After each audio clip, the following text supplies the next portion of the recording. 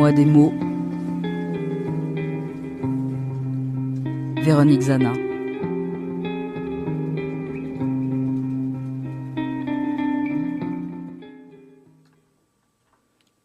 Cailloux.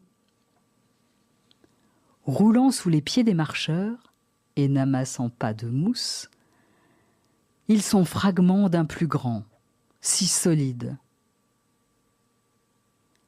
Il a connu les coups qui ont fait éclater la pierre pour donner un métier au cantonnier ou une tâche à l'ancien bagnard.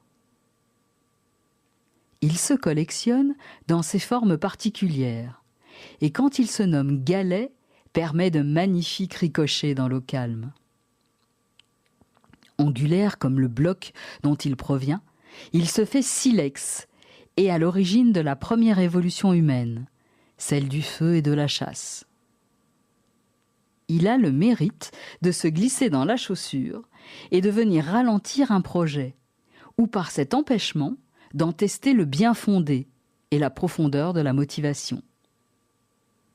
Singulier dans son passage au pluriel, il vient rythmer la mémoire d'une suite d'autres mots à la terminaison exceptionnelle en un X.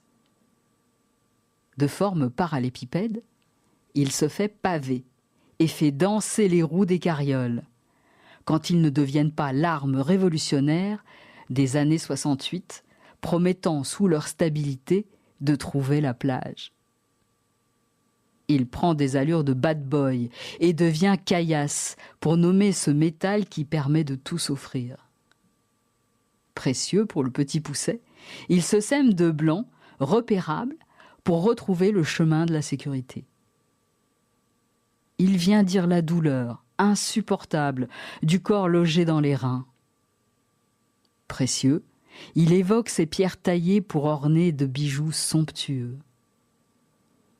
Il sert à évaluer par la négative cette relation qui ne vaut pas un caillou. Et c'est à ce groupe de rock, les Rolling Stones, que j'offre le final dans un I can get no satisfaction.